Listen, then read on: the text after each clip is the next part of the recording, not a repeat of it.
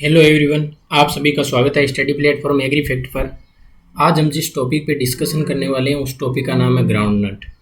Ground नट ये एक important oil seed crop है। इसकी इम्पोर्टेंस हम समझ सकते हैं किस तरह से ये इम्पोर्टेंट ऑयल सीड क्रॉप है।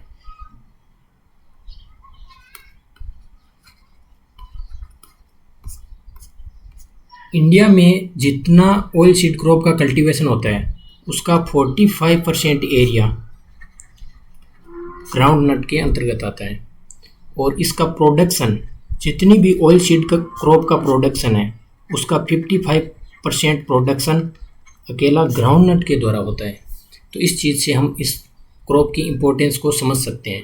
तो आज हम इस वीडियो में ग्राउंड नट के बारे में डिस्कशन करेंगे, इसका कल्टीवेशन और इसकी जो भी प्रिंसिपल एंड प्रैक्टिसेस हैं उनके बारे में डिस्कशन करेंगे। तो चलिए स्टार्ट करते हैं आज का टॉपिक ग्राउंड नट।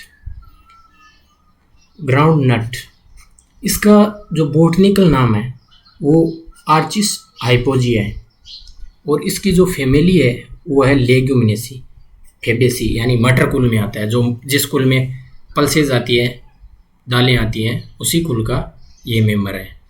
लेकिन ये ऑयल सीड क्रॉप है क्योंकि इसमें ऑयल का प्रोडक्शन ज़्यादा होता है, इसी वजह से इसको ऑयल सीड क्रॉप में रखा गया है कमर्शियल पॉइंट ऑफ व्यू से। इसमें क्रोमोसोम नंबर है, क्रोमोसोम नंबर पाए जाते हैं इसमें 2n=40। कितने क्रोमोसोम होते हैं? 40 क्रोमोसोम होते हैं। और इसका जो ओरिजिन है वो ब्राज़ील माना जाता है। इसको मूंगफली के नाम से भी जानते हैं, मंकी नट, पीनट या अर्थ नट भी बोला जाता है। इसमें जो प्रोटीन का कंटेंट है वो 25 से 26% होता है। इसका मतलब इसमें प्रोटीन का कंटेंट भी अच्छा खासा होता है। और इसमें ऑयल का कंटेंट 45% होता है, जो कि एक महत्वपूर्ण स्थान रखता है। इसका जो इन्फ्लोरेसेंस है वो सोलेटरी एक्सिलरी टाइप का इन्फ्लोरेसेंस होता है। ये सोलेटरी एक्सिलरी टाइप का इन्फ्लोरेसेंस क्या होता है? जब फ्लावर एक्सिलरी बड से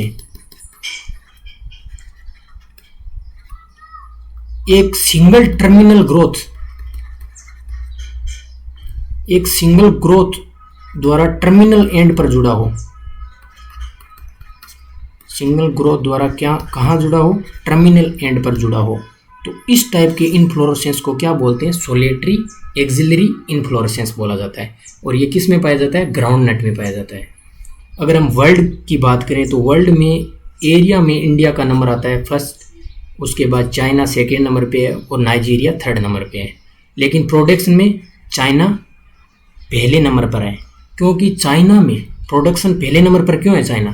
क्योंकि चाइना में इरिगेशन जो फैसिलिटीज़ है वो इंडिया से ज़्यादा बेहतर है, इस वजह से चाइना आ गए।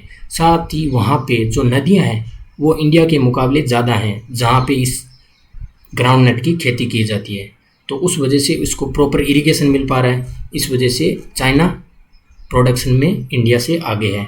दूसरे नंबर पर इंडिया आ जाता है और थर्ड में नाइजीरिया। अगर इंडिया की बात करें तो इंडिया में एरिया में सबसे आगे है आंध्र प्रदेश, फिर आता है गुजरात का नंबर और अंत में तमिलनाडु।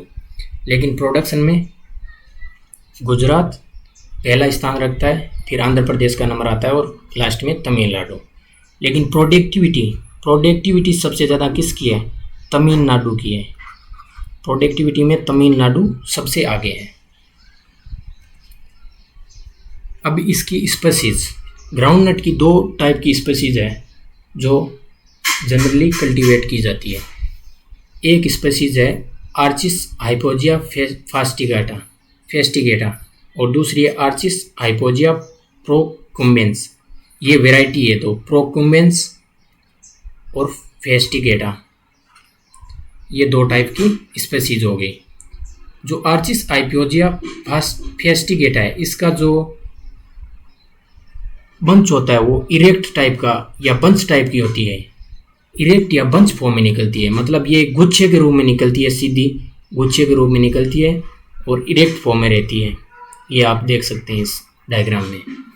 और इसमें जो है ये नॉन डोरमेंट होती है, मतलब डोरमेंसी इसमें नहीं पाई जाती।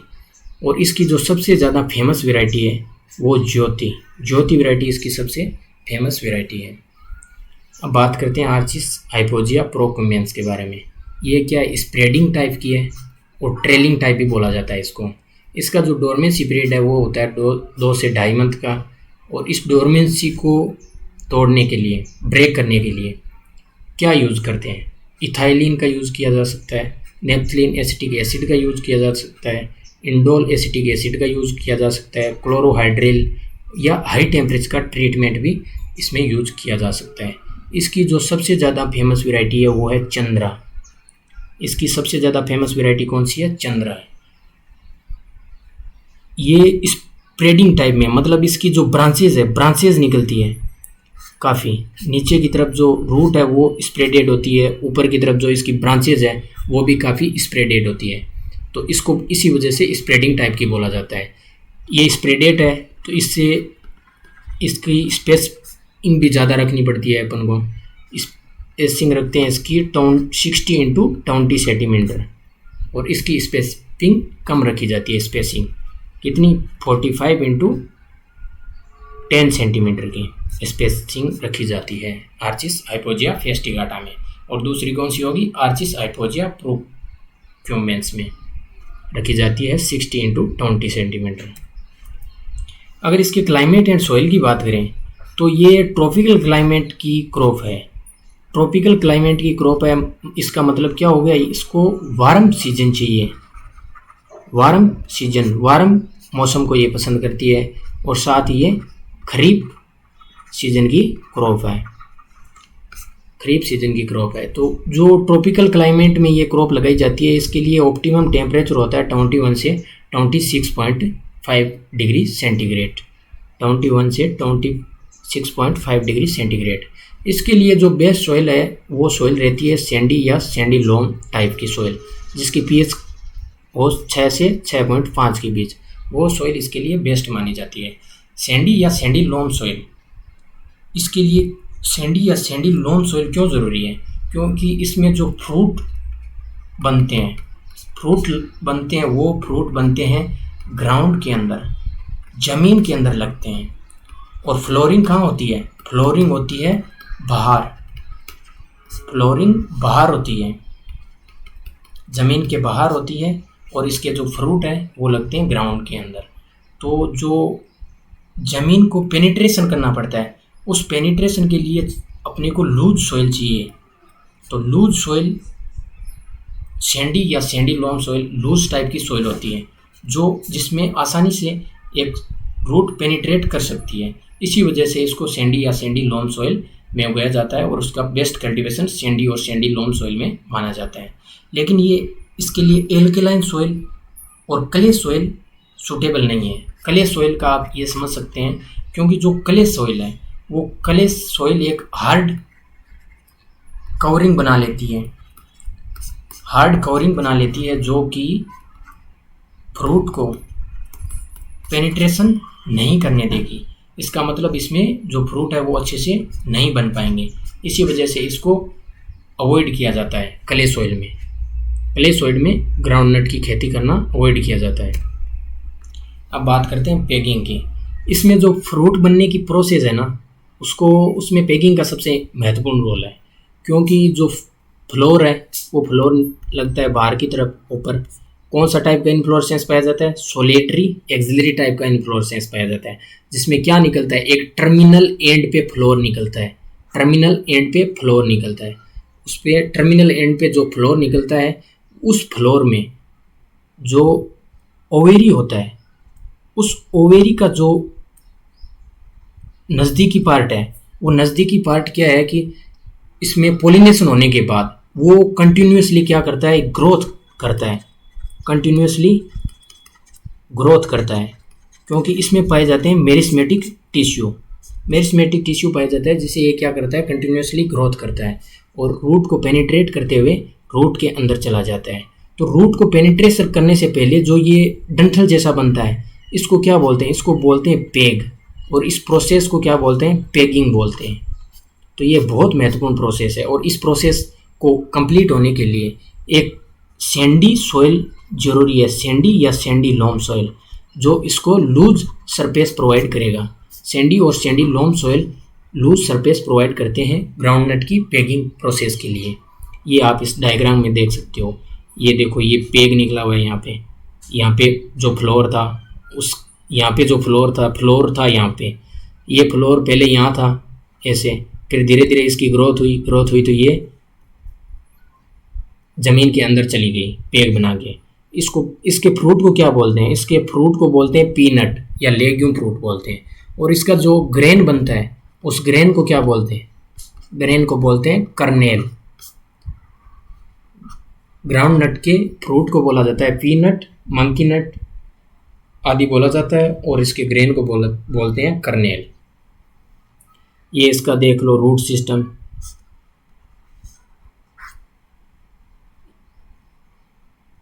इस रूट सिस्टम में नोड्यूल्स पाए जाते हैं। किसके?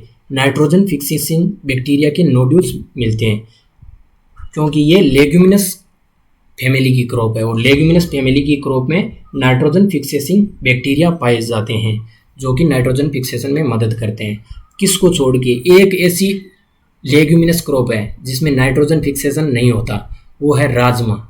ये बहुत महत्वपूर्ण क्वेश्चन है, हर बार पूछा जाता है एग्जाम में, बहुत सारे एग्जाम में आता है, तो आप इसे याद रख सकते हैं कि राजमा में नाइट्रोजन फिक्सेशन नहीं होता। बाकी सब जो भी लेग्यूमिनेसी क्रॉप है उन सब में क्या होता है? नाइट्रोजन फिक्सेशन होता है। अब ये पॉपिंग क्या चीज़ होती है? पॉपिंग है जो ये कर्नेल बना है, कर्नेल इसका जो ग्रेन है, अगर सॉइल में कैल्शियम की डेफिशिएंसी हो तो उसमें जो कर्नेल या ग्रेन बनेंगे, जो दाने बनेंगे, वो दाने क्या रह जाएंगे? छोटे रह जाएंगे, मतलब वो प्रॉपर साइज में नहीं बन पाएंगे।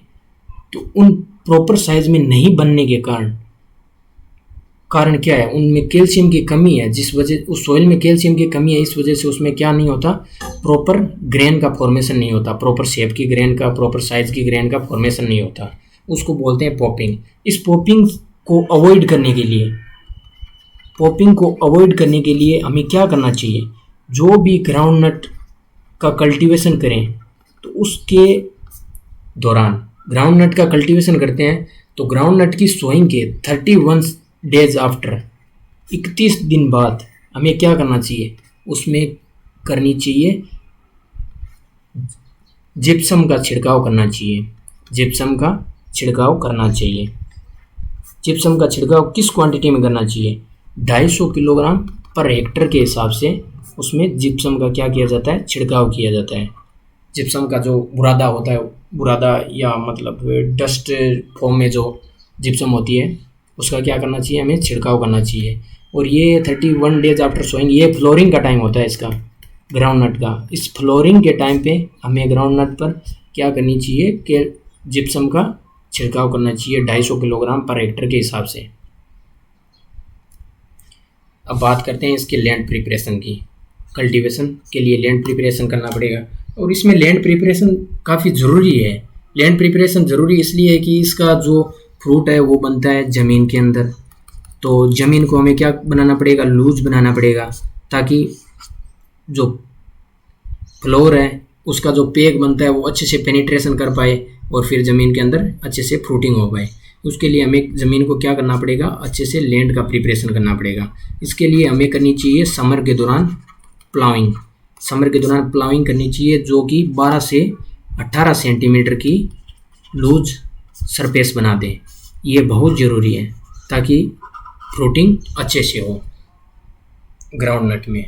अब बात करते हैं इसकी सीड रेट की। जो इरेक्ट टाइप की ग्राउंड नट है उसमें सीड रेट होती है 100 से 120 किलोग्राम पर हेक्टर, और जो स्प्रेडिंग टाइप है उसमें होती है 80 से 100 किलोग्राम पर हेक्टर। क्योंकि इनमें जो स्प्रेडिंग टाइप है वो स्पेसिंग ज़्यादा होती है उसकी, तो इस वजह से उसकी सीड रेट थोड़ा कम रखना होता है हमें। और इसमें सीड ट्रीटमेंट किया जाता है सोइंग के दौरान थीरम के साथ। थीरम ये क्या है? थीरम है एक फंगीसाइड। इसका 2 से 3 ग्राम पर किलोग्राम सीड के हिसाब से, 2 से 3 किलोग्राम पर किलोग्राम ऑफ सीड के हिसाब से क्या कर देते हैं? सीड ट्रीटमेंट कर देते हैं, जिससे जो भी सॉइल या सीड बोर्न फंगल डिजीज़ है, सॉइल और सीड बोर्न जो भी फंगल डिजीज़ है उन पे कंट्रोल किया जा सके, इसलिए सीड ट्रीटमेंट करना ज़रूरी है। और सीड ट्रीटमेंट के लिए क्या यूज़ करते हैं? थीरम यूज़ करते हैं, जो 2 से 3 ग्राम पर किलोग्राम ऑफ सीड यूज़ होता है। स्पेसिंग की बात हम पहले कर चुके हैं। इरेक्ट टाइप में होती है 45 इंटू 10 सेंटीमीटर, यानी रो टू रो होती है 45 सेंटीमीटर और प्लांट टू प्लांट होती है 10 सेंटीमीटर। और स्प्रेडिंग टाइप में होती है 60 इंटू 20 सेंटीमीटर, मतलब प्लांट टू प्लांट हो गया 60 सेंटीमीटर और रो टू रो हो गया 20 सेंटीमीटर। और इसमें सोइंग डेप्थ रखी जाती है 5 से 6 सेंटीमीटर। और इसमें जो सोइंग का मेथड है वो क्या यूज़ करते हैं? प्लांटर या डिबलिंग के द्वारा इसमें सोइंग की जाती है। इसमें प्लांट का पॉपुलेशन जो इरेक्ट टाइप में प्लांट की पॉपुलेशन ज़्यादा होती है, क्योंकि उसकी सीड रेट भी ज़्यादा है। 3.33 लाख प्लांट पर हेक्टर। और जो स्प्रेडिंग टाइप में होती है 2.22 लाख प्लांट पर हेक्टर होते हैं। किसमें? स्प्रेडिंग टाइप में 2.22 लाख प्लांट पर हेक्टर होते हैं। अब बात करते हैं इसके फर्टिलाइज़र मैनेजमेंट की। फर्टिलाइज़र मैनेजमेंट की बात करें तो इसमें ये अन हो गया, पी हो गया और के हो गया। अनपी के अप्लाई किया जाता है। अनपी के तो अनपी के इसमें 20 किलोग्राम अप्लाई करते हैं, पोटेशियम अप्लाई करते हैं, फास्फोरस अप्लाई करते हैं 60 किलोग्राम और पोटेशियम अप्लाई किया जाता है 40 किलोग्राम पर हेक्टर के हिसाब से अप्लाई किया जाता है। इसमें नाइट्रोजन की इतनी कम ज़रूरत क्यों पड़ती है? ज़्यादातर क्रॉप में अपन देखते हैं कि उनमें नाइट्रोजन का कंटेंट लगभग 100 किलोग्राम पर हेक्टर के हिसाब से रहता है। जैसे वाइट की बात कर लें तो उनमें 100 किलोग्राम के करीब रहता है, लेकिन इसमें 20 किलोग्राम पर हेक्टर के हिसाब से चाहिए, क्योंकि इसमें क्या हो जाता है? नाइट्रोजन फिक्सेशन होता है। इसमें नाइट्रोजन फिक्सेशन होता है, इस वजह से नाइट्रोजन की सप्लाई की कम ज़रूरत पड़ती है।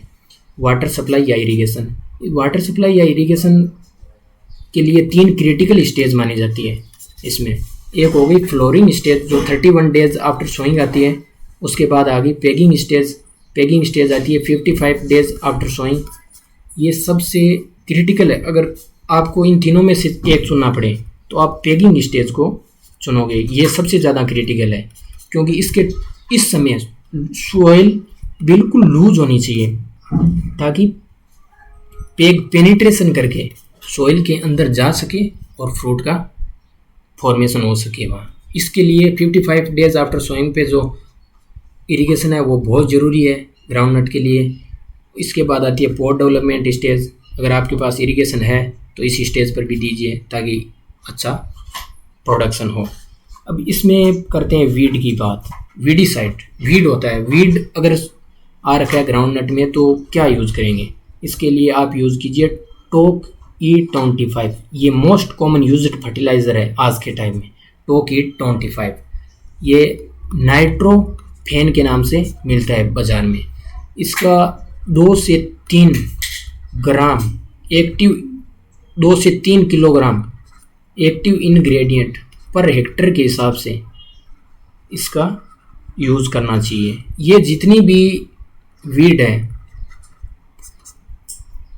ग्राउंड नट के अंदर, वो चाहे बड़ी पत्ती वाली हो, चौड़ी पत्ती वाली वीड हो या जो भी छोटी वीड है, उन सबको ये क्या कर देता है? डिस्ट्रॉय कर देता है। और फील्ड को वीड फ्री रखने के लिए ज़रूरी है इसका यूज़ करना, अगर आपका फील्ड वीड से ग्रसित है तो।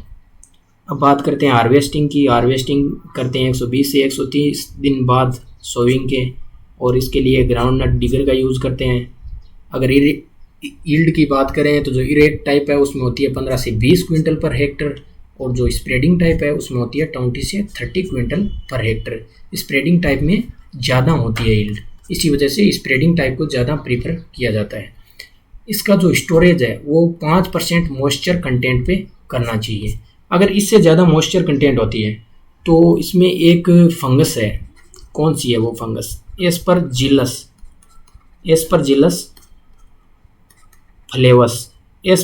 फ्लेवस। ये फंगस है। ये फंगस क्या करती है? इसमें लग जाती है और वो एक एफ्लाटॉक्सिन नाम का टॉक्सिन प्रोड्यूस करती है, जो कि इस सीड को सड़ा देता है बिल्कुल पूरी तरह से। वो किसी काम का नहीं रहता, ना तो उसमें ऑयल कंटेंट सही से रह पाता है, ना उसका मतलब बिल्कुल ख़त्म हो जाता है वो फ्रूट। तो इसके लिए आपको मॉइस्चर कंटेंट है वो 5% तक लाके उसके बाद ही ग्राउंडनट को स्टोरेज करना चाहिए। अगर आपको ये जानकारी अच्छी लगी तो आप हमारे यूट्यूब चैनल एग्रीफैक्ट को सब्सक्राइब कीजिए और अपने दोस्तों के साथ इस जानकारी को साझा कीजिए। मिलते हैं नेक्स्ट वीडियो में। धन्यवाद। अंत तक बने रहने के लिए आप सभी का धन्यवाद।